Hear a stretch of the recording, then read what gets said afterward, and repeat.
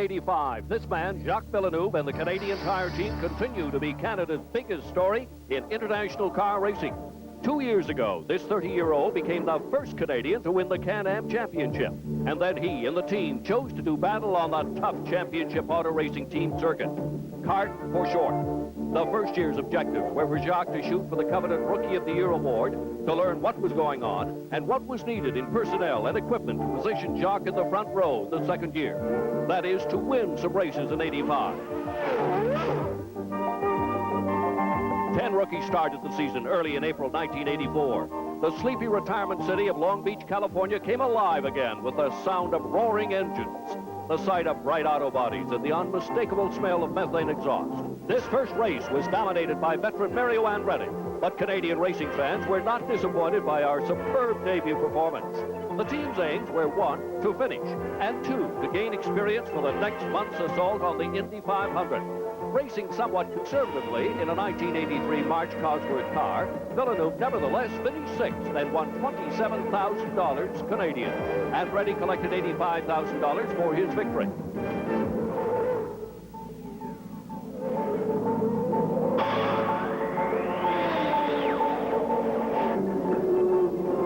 The 1984 series consisted of 15 kart races plus the Indy 500. It attracted such well-financed veteran campaigners as Roger Penske with his drivers Al Unser and Rick Mears. 1983 Indy 500 winner Tom Sneva. 3-time 500 winner the wily Johnny Rutherford. And former world champion Mario Andretti. The kart circuit is half road races and half ovals. It's the most competitive driver series in the world because unlike Formula One, the great majority of the machines are very similar British-built March cars with 4 turbocharged V8 Cosworth engines. So it's a fair test of the man at the wheel and his team of mechanics. These teams can vary widely in size, experience, and budget backup. But despite this variety and quite a degree of secrecy, all teams arrive at least a week ahead at the racetrack to work side by side, getting the cars ready and testing the track. Whoop, come back. Come back now. It's all clear there.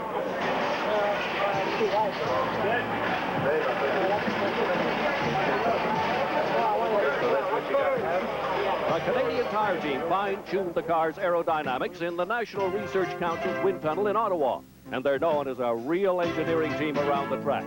As well as practices, there are important qualifying sessions which determine grid positions.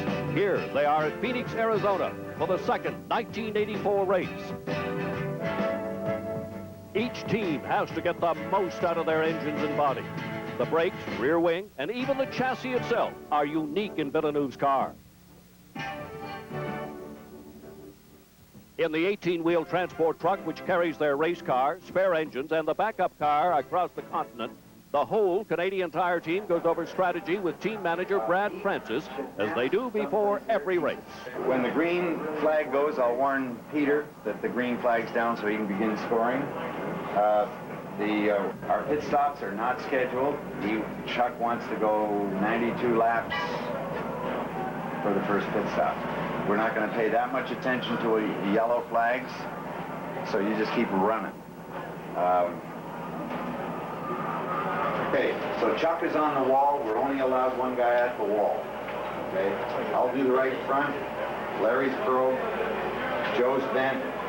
Jack's on the tires, keeping everything organized. Stay tuned up on that because we may have a stagger change. No problem. It was 107 degrees in the shade for the running of the second race at the Phoenix, Arizona 1-mile oval, April 15, 1984. 1983 Indy 500 champion Tom Sneva grabbed the pole position and never let go in the 150-lap event. Second-year racer Al Unser Jr. collided early in the race with Roger Mears, both out of action but unhurt. Road racer Villeneuve finished 13th on this oval course, but he's never satisfied with less than top spot. Policeman, really working hard and climbing and passing guys. But when I'm just finishing, you know, to make points, I don't like it because I like to finish first. I don't like finishing anywhere else. But still, it's developing more consistency. Maybe it's good, but, you know, myself, I'm not pleased with it. You know, it's good for the system, it's good for a sponsor, it's good for the team. For myself, my own goal, it's not, you know, I'm not pleased with it. The Indy 500 is the largest single-event spectator attraction in the world, with over 500,000 people crowding in for one afternoon. Only 33 of the world's fastest drivers were allowed to compete in the 68th running of the Indy 500, including the only Canadian entry, our man Jacques. He clocked an average 200.013 miles per hour in his qualifying effort, one of only 6 rookies to make the grid. To understand fully this achievement, one has to be aware that over 100 entries were filed for those 33 starting spots on this historic oval. But in practice later that week, Jacques crashed his backup car, as we see in this television report. Villeneuve was running alone when he hit the wall coming out of turn 3 after a quick correction as the car came loose. The gearbox and rear wheels ripped loose and appeared to hit Jacques in the head. Over the season, there have been many spectacular crashes, often by drivers with years of Indy experience, like Mario Andretti and Gordon Johncock here. But most have returned to race again because the car designs have such high structural integrity. But Indy racetrack medics decided to play it safe with Jacques. He could not climb back in a race car in time for Indy. The Canadian Tire team had to decide whether to sell the car because it was still eligible to race, even if the driver wasn't. There were several offers made to purchase the car, but we have turned them all down. Several people interested in driving the car, but we would only run the race car under the Canadian Tire colors with Jacques. Withdrawal of a qualified car has not happened at Indy since 1926. During the Indy race itself, veteran Rick Mears challenged former Indy winner and pole sitter Tom Sneva and pulled ahead of him and all the challengers. This world-famous race is an exciting 500 miles long on a very scary tight oval. The G-forces are tremendous. There was a fair share of 200-mile-an-hour crashes, but no serious injuries. Mears reached the finish line first. He received $434,000 of a total prize payout of $3 million to the delight of his crew of mechanics. Meanwhile, at auto shows across Canada, Jacques was making good use of his time while he recovered from his injuries and waited to get back into action on the kart circuit later in the spring. Sure.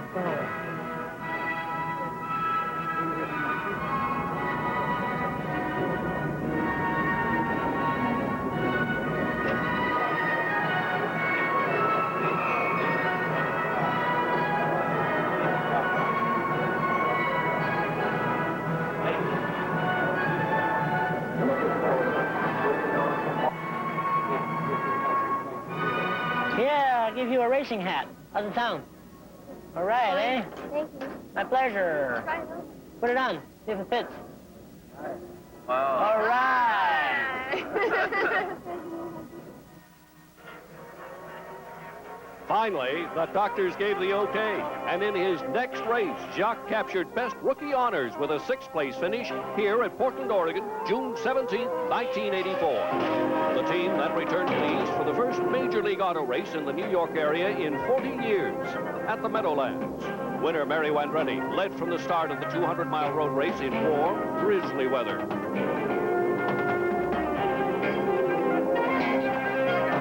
Cars spun out on the wet track, but again, there were no serious injuries. Villeneuve loves the left and right turns of road racing. He was running 8th by mid-race when disaster struck.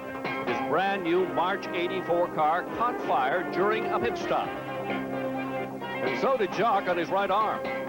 The crew changed the burnt battery and ignition box in record time. And Jacques managed to work his way back up to 15th place before the race ended. The wily Andretti won as he headed Long Beach, and his prospects for winning the series again for the 4th time looked pretty rosy. At Cleveland, Villeneuve lost a wheel in the middle of the race, but that didn't stop him from driving halfway around the course and into the pits for a new one. Then, by scorching around the track with an average of 119 miles per hour, Villeneuve finished 9th. which made him second in the running for Rookie of the Year. Wisconsin, a new driver, Ludwig Heimrath Jr. of Toronto, drove instead of Jacques, who had broken both feet the week before in practice at Michigan. Heimrath ran 8 fast laps before mechanical problems sidelined him. Jacques was back on track at Saint-Air near Montreal. He was actually second for 5 laps when a tie rod problem surfaced. We still managed 9th place. Back in Phoenix again, Jacques won pole position in qualifying for the race. The first time a Canadian has ever done so in kart. Not only that, but Villeneuve broke the Phoenix track record and set the world's closed 1-mile speed record at 155.474 miles per hour.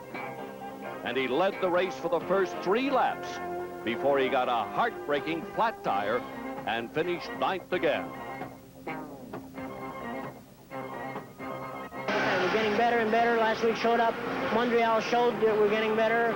Last week showed that we're going better. So, you know, our goal for the Rookie of the Year is still up there. We're running second right now with 2 points behind Roberto Guerrero and with 2 races to go. So it's still possible. So I guess we have to wait and see for that. At Laguna Seca, California, he was tied for second with 2-time world champion Emerson Fittipaldi in the Rookie of the Year battle, even though this was the first race he couldn't finish. A rear brake problem made Jacques spin up.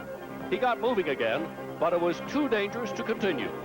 This is really close, competitive racing. I mean, the guys are tough, the cars are tough, I mean, the racetrack are really tough, but this is what I was expecting.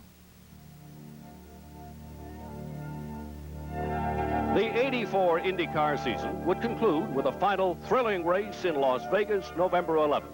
Over $1.5 million in posted awards were at stake for the world's richest racing series.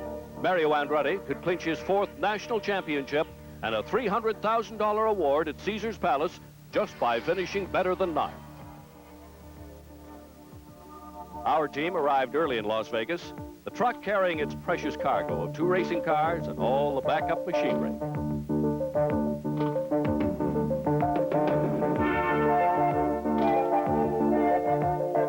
First was a season-end pit stop contest on the gaudy downtown streets, where the rookie Canadian tire crew really threatened the veterans with years of experience.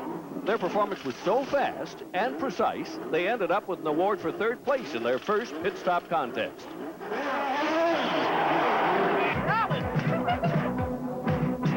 The actual race was held between casinos on a modified oval constructed in a huge hotel parking lot. On race day, Jacques felt very confident. He took part in last-minute strategy talks with crew. Pacing during the race and pit stop timings would be critical. This would be one of the toughest races. With 5 tight left-turn corners, he could turn into a real traffic track out there, and certainly a punisher for brakes. With hundreds of thousands of dollars in prize money at stake, there's more than one way to gamble in Las Vegas. Danny Sullivan sat in the pole position, with Mario Andretti beside him. John Paul Jr. was a surprise second-row qualifier, with Sneva in 5th position.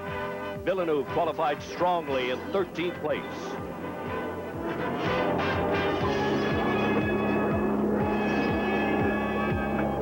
From up in Canada, John Villeneuve, car 76, with an appropriate sponsorship in the Canadian Tire March.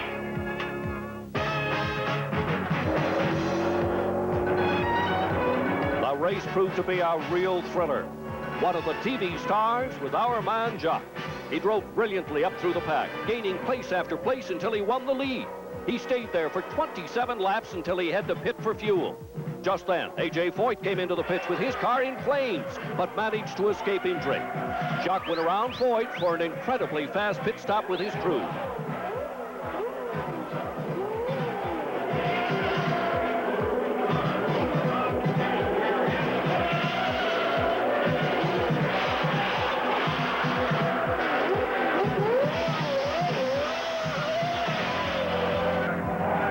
The TV crews took note. He then fought his way back up into contention, moving ahead of Mario Andretti into 1st place on lap 103. But the deep braking required on corners to get him to 1st place took its toll.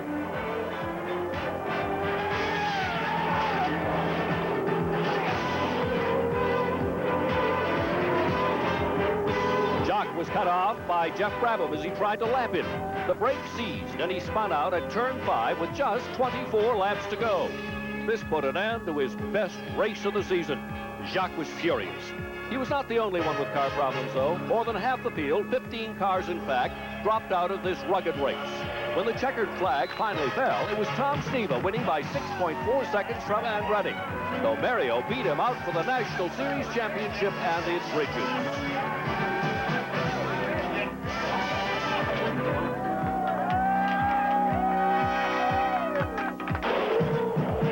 From Long Beach to Laguna Seca to Las Vegas, the Canadian Tire team had run the rookie road. The 16-race ride was bumpy, but the team emerged as the top rookie crew. If the Rookie Driver of the Year award had been based on number of laps led instead of a results point system, Jacques would have won hands down. Rookie winner Roberto Guerrero only led for 2 laps the whole season, yet competed in 7 more races than Jacques. Tied for second in points with Jacques was Fittipaldi, who never led a race. Yet Jacques led for a total of 50 laps in 3 different races. He was the first Canadian ever to win pole position and to set a track record. Jacques and his team of mechanics would definitely be contenders in 1985, launching an all-out assault on this kart series.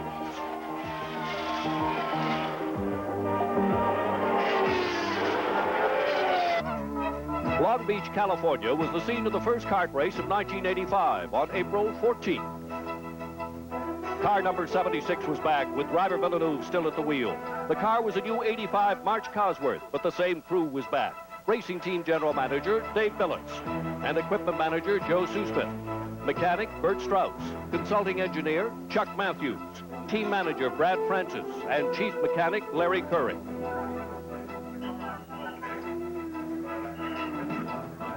And of course, there's Jacques' wife of 10 years, Celine, who works at every race as a lap scorer and timer. I've been with, the same sponsor and the same team for 3 years right now. We ran Can-Am, Formula Indy last year. Last year was a tough year because it was the first year for everybody in the team as far as Indy racing is concerned. I mean, they've been racing other type of racing for a long time, and I've been too, but Indy type racing is different. So it was the first time for us, all of it. That was an experience year that we had to go through. We've done it. Now we're running with the pro now, and I think we'll be capable of staying there. The Canadian Tire crew and driver won a lot of respect from other drivers, too, with their efforts last year. Jacques is a very admired race car driver with all of us, and myself. They do a super job. He does a super job, and he's very polite, and I like him very much. Jacques is very good, and he's showing that he's right up in there. Again, he's another one that could pull this thing off. How is the Canadian Tire team regarded amongst the front-running teams like your own? Well, I think it's a first-class team. Villeneuve obviously is a good driver. He sat on the pole at Phoenix the last race. He's a good road racer. Really hasn't had a lot of experience on the big ovals. He had a problem, remember, at Indy last year. But I see him with a little experience, and he's got a quality group of guys working on the car. Car looks good. We're glad to have him in the series.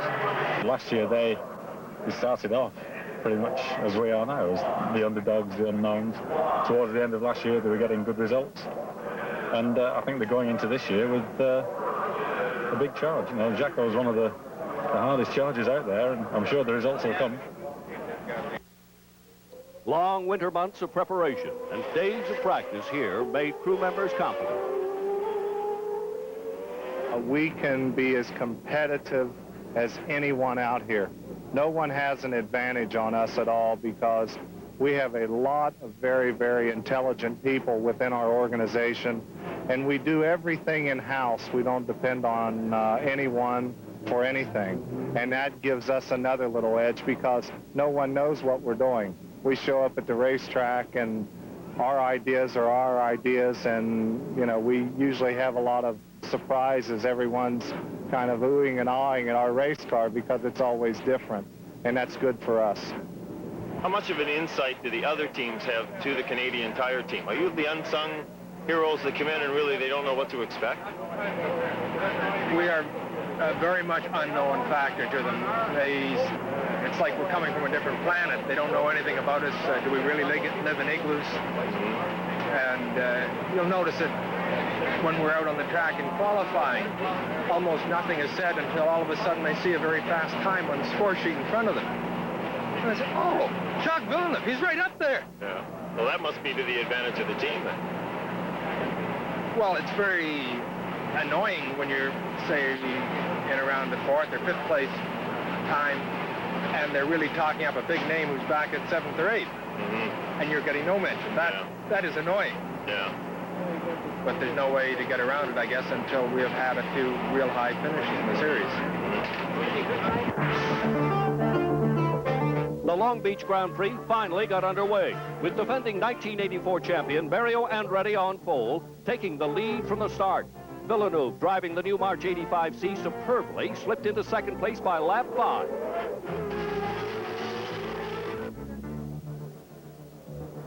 He ran solidly in second until lap 39 when he ran low on fuel just past the pit entrance. Jacques lit the car around the track, but in the process lost 2 full laps to Mario Andretti. With 30 laps to go, Danny Sullivan passed Andretti for the lead, but he too ran out of gas on the very last lap and finished third. So Andretti won first place and $126,000. Emerson Fittipaldi finished second and Villeneuve 7th. I think we proved like we did last year in Vegas. We proved that we're capable of running with them, but I guess we need just a little more fine-tuning to our hack, and then we'll get going pretty good. We expect to do much better than last year. We're hoping for at least 1 win, numerous finishes in the top 10, and to finish the season in the top 10. And what can we look forward to seeing from Jacques Villeneuve at Indianapolis? Well, that I don't know. We'll go over there. We'll do the rookie test again because we're running for rookie again at Indy because I didn't enter the race last year. Didn't run in the race. So we're going to go for that, and hopefully we'll do good. The racing future is bright for Jacques Villeneuve and the Canadian Tire Racing Team.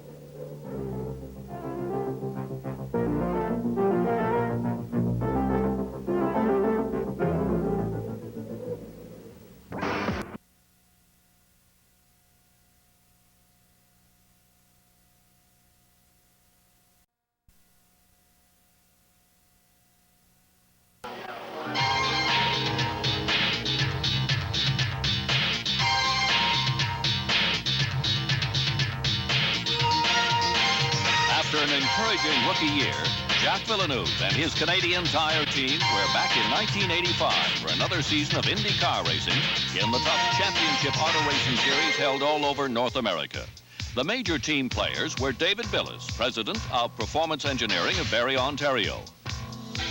Bob Fernley, manager of about 15 full and part-time crew members. Chief mechanic Larry Curry. Peter Mackenzie Saunders, team coordinator. Chuck Matthews, engineering consultant and racing strategist. Celine Villeneuve, assistant timer, and wife of the star of the show, Jacques Villeneuve of St. Cuthbert, Quebec, the only Canadian to ever contest the kart championship. 1985 got off to a roaring start at Long Beach, California. The old Lion and 84 champion, Mario Andretti, started off in the lead from the pole position. Using expert skill on this road course, Jacques Villeneuve had slipped the Canadian Tire team's new Indy car into second place by lap 5. He ran solidly in second until lap 39 when, unfortunately, he ran low on fuel just past the pit entrance. He managed to limp the car around the track, but in the process lost 2 full laps to Andretti. Then, with 30 laps to go, Danny Sullivan passed Andretti for the lead, but he too ran out of gas on the very last lap and finished third. Andretti won $126,000. Emerson Fittipaldi finished second, and Villeneuve 7th. Well, yes, I think we proved like we did last year in Vegas. We proved that we're capable of running with them, but I guess we need just a little more fine-tuning to our hack, and then we'll get going pretty good.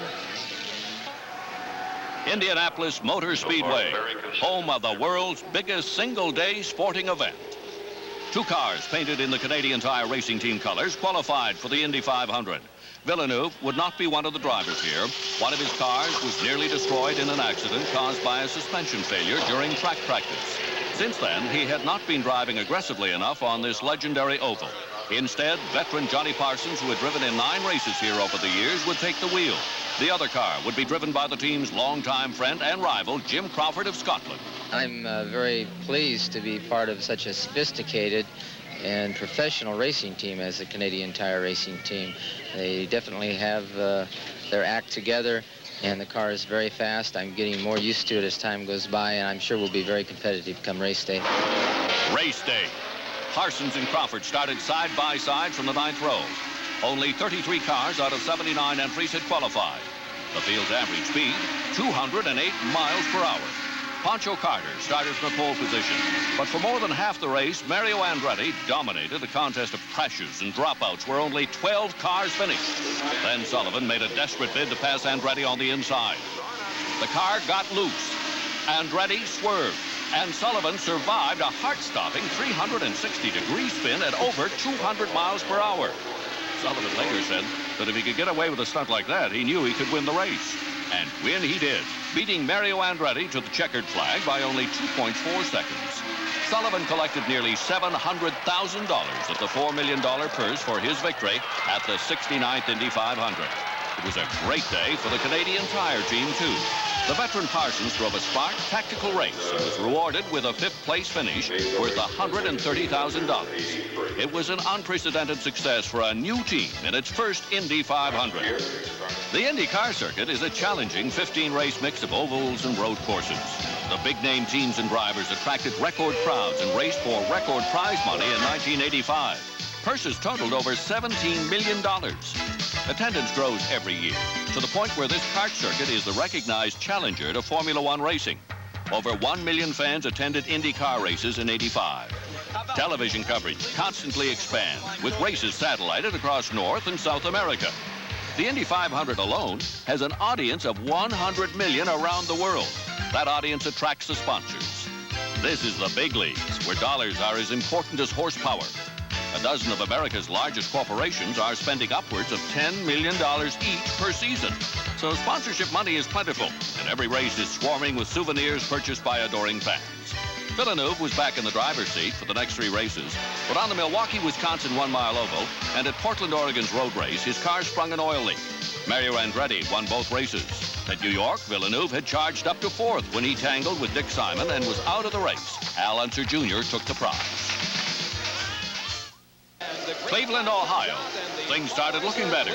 This race had 4 different leaders, including Villeneuve. On lap 2, Jacques, who had started 5th, passed pole sitter Bobby Rahal, and then diced at 130 miles per hour with series leader Mario Andretti for first place until lap 28, when he made his first pit stop. The performance engineering crew from Barrie, Ontario changed 3 tires and added fuel in 20 seconds. Excellent time. Out on the course again, Al Unser Jr. attempted to pass, and Villeneuve spun out. He recovered nicely, but had to pit immediately for fresh tires. Andretti's car caught fire, but he was okay in this accident-free race. The winner was Al Unser Jr., who had also won last weekend in New Jersey. Jeff Brabham was second. Villeneuve ran in third until the last corner. After 88 laps, Al Unser Sr. sped past him as Villeneuve ran out of gas. So Villeneuve in his Canadian Tire March 85C finished 4th, his best result ever in kart, with 2/3 of the season remaining. We're going to have to find out a way of running with less fuel because other guys are doing it and we have a problem making it. You know, I ran out of fuel in the last lap and I got past. I should have finished 3rd, and then that's really, a bummer. Coming off this strong 4th place finish at Cleveland, the Canadian Tire team had high hopes for the prestigious Covini 200 kart race on the 4-mile road course at Road America, Wisconsin. David Billis reflected on the struggle so far. We've come from being a very small team up to a team with 10 full-time people, 15 including part-time. We're no longer considered as the backyard fellows. We're now as slick as any team. We can run as fast as any team. We have almost the same resources as the other teams. And I really am proud of our group to have been able to come from nothing to where we are now. I think it's just fantastic. Our Our man was in 4th position on the grid, but a strong finish would not be easy on this course with such formidable competition. At the start, Indy 500 winner Danny Sullivan was on the pole, with Bobby Rahal trailing Sparks in 2nd and Villeneuve in 4th. Pit crews changed from racing slicks to rain tires. But the rain still caused many accidents and spins, including the leader at halfway, Al Unser Jr. So Villeneuve took the lead here on lap 37 of the 50-lap, 200-mile race.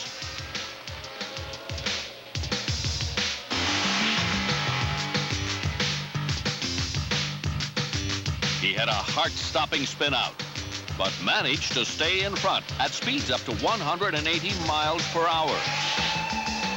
His second pit stop was as fast as his first. The Canadian Tire crew spent less time in the pits than any other crew, which was a real factor in winning this contest. With sporadic rain showers, being on the right tires at the right time was a critical tactical consideration. Canadian Tire played the game to perfection and came out on top.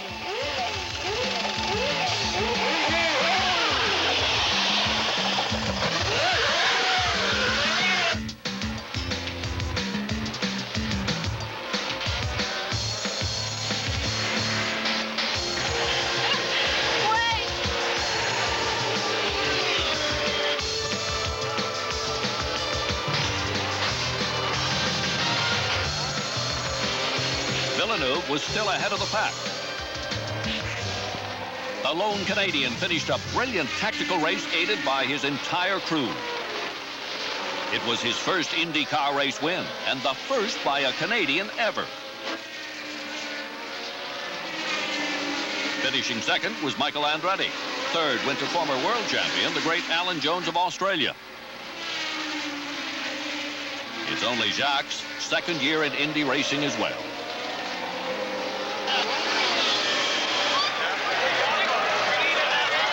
Our team was happy, but not surprised by the overdue victory. You can see the excitement coming from Jacques. He really used his head today. Whistling in rain, he held off Michael Andretti. Alan Jones, by the way, was in 3rd place, but Gurley is down. I think it's just an evolution. We have been getting better with a 7th finish, a 5th place, a 4th place. Things have been getting better all year, and I think this is finally the culmination.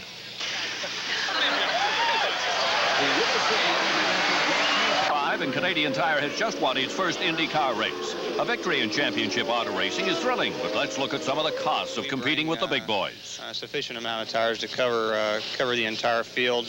We brought approximately 900 tires, and we're using just about all of those. A good one-car team would probably go through approximately 10 to 12 sets. That's, you know, with all the practice and qualifying, and they have a sufficient number of sets for the race itself. Buying up tires for a specific weekend can get to be fairly expensive. If you look at, say, just look at a single set of tires, the front runs about $150 and the rear is about $175. So you multiply that out by the number of sets that you use during the weekend, let's just say 10, and you're looking at quite a hefty tire bill. So it's by no means an inexpensive proposition. You spend quite a bit of money over the course of a year on just tires itself. Major corporate sponsors, including Canadian Tire, would spend at least $3 million to run in this series by the time the last race would run in November of '85. The chassis alone of the 1985 March costs $250,000.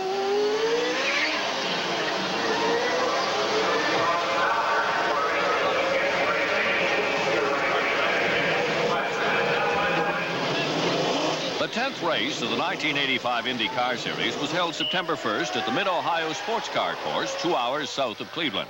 Hometown boy Bobby Rahal started from the pole position, and Villeneuve, starting 6th, was trying for his 2nd consecutive IndyCar win. But Rahal dominated the race from the start. Indy 500 champion Danny Sullivan held 2nd until a long pit stop dropped him behind reigning kart champion Mario Andretti.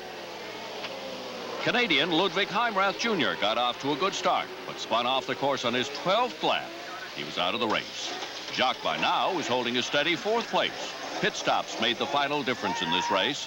The Canadian Tire March lost its clutch as Villeneuve tried to leave, so the team had to roll it back and restart. They lost valuable time because it took 28 seconds.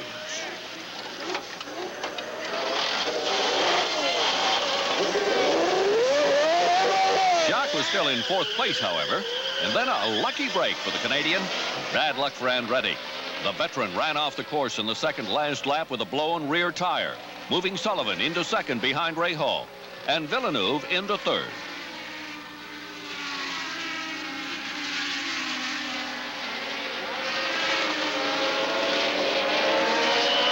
The Canadian was on the victory stand again.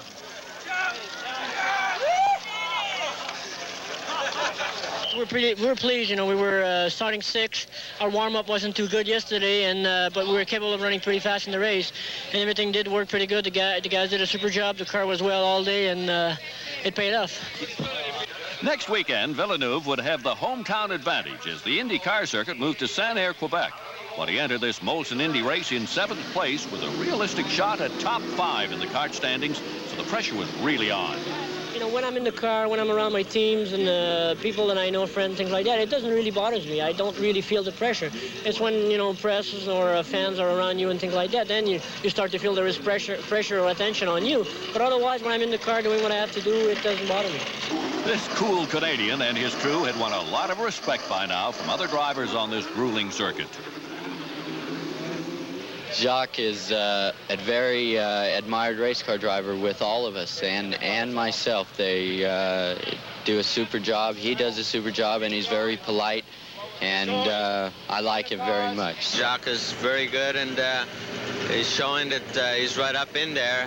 Again, he's another one that could pull this thing off. How is the Canadian Tire team regarded amongst the front-running teams like your own? Well, I think it's a first-class team. Villeneuve obviously is a good driver. He sat on the pole at Phoenix the last race. He's a good road racer. He really hasn't had a lot of experience on the big ovals. He had a problem, remember, at Indy last year. But I see him with a little experience, and he's got a quality group of guys working on the car. Car looks good. We're glad to have him in the series.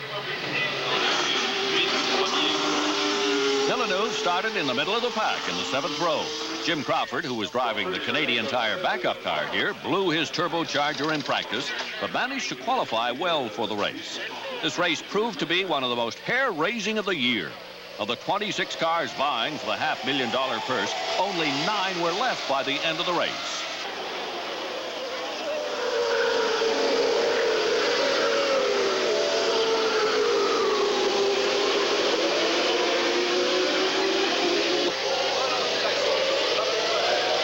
By the time there were 16 laps left of this 200-lap race, Villeneuve had brilliantly worked his way up to 2nd position. The crowd was going wild. Maybe a Canadian would win here in Quebec, the only Canadian race on the kart schedule. But fate played a cruel trick just then. The Canadian Tire car collided with Bobby Rahall's machine in a tricky passing maneuver. It was a spectacular crash. Both drivers emerged unhurt, but of course they were out of contention. This wild race ended up with many casualties, including Roberto Guerrero, Emerson Fittipaldi, Arnie Lyondek, Al Unser Sr., and Jim Crawford driving the other Canadian Tire car. Pancho Carter was proclaimed the winner, but Johnny Rutherford successfully protested that Carter had accelerated on a yellow light, so Rutherford became the official champion of this race. Our crew was philosophical about the DNF, did not finish.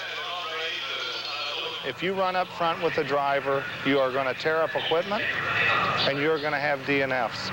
I don't think there is one team out here this year that hasn't tore up a car, either in testing or racing, or haven't DNF'd in a race this whole season. That is part of it. That's how it is. And the harder you run, the more stuff you tear up. But if you don't run hard, you don't run up front. And that's not what the sponsor wants, and that's not what the team wants. So we run for it every single race as hard as we can go and let the cards fall where they will. Would you make the same move again if you had it to do over again? Well, definitely. I think you've seen Brabham today make a move on Junior that didn't pay off. You know, those things happen. It's just part of the deal. So I might risk the same thing in the future, too. It's just it's racing accident. You want to get the first place. You want to beat the other guy. You take the risk. Sometimes it pays, sometimes it doesn't. So it's a risk you have to take sometimes. On the kart circuit, it was the Monterey Grand Prix at Laguna Seca in California. It began with last year's winner, Bobby Rahal, leading from pole position. It was the most competitive road race of the Indy car season so far, as the lead changed several times over the 300-kilometer distance. Mario Andretti blew a turbo with 6 laps remaining and did not finish. It was a disappointing day also for Jacques Villeneuve and the Canadian Tire team, who had to drop out with ignition trouble in the 20th lap of this 98-lap event. Bobby Rahal, after losing the lead on lap 69, regained it with 13 laps to go and hung on to take the checkered flag. Al Unser Sr. was second, and his son Al Jr. third. Unser Jr. now led the championship by 3 points over his dad with just 2 races to go.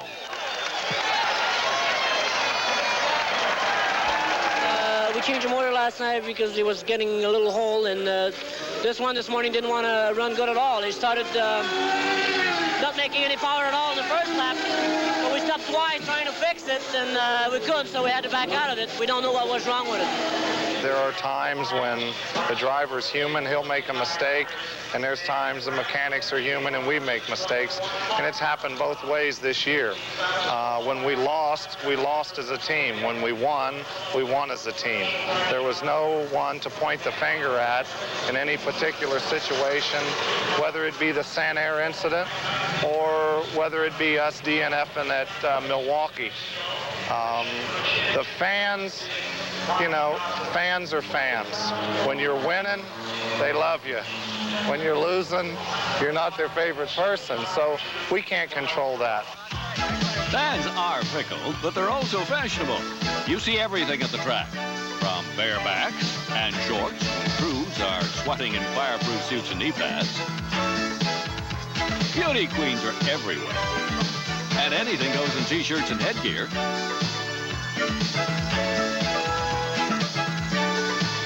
Including the unexpected and the practical. Coolers are popular.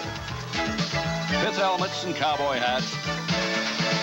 They love their special passes. Walkie-talkies and headsets are a must. The bigger the camera, the more important the press. And the bigger the cooler, the bigger the fan. Phoenix International Speedway, Arizona. The most closely fought kart championship ever turned into a family affair between Al Unser and his son, Al Jr. here. Although Al Sr. started from pole position, he was trailing his 23-year-old son by 2 points in the overall kart standings. Bobby Rahal led the first 3 laps until this accident. It involved Johnny Rutherford and brought out the yellow flag. With the track cleared, Unser Sr. moved to the front on lap 37. From that point on, he never looked back. It was another disappointing event for the Canadians.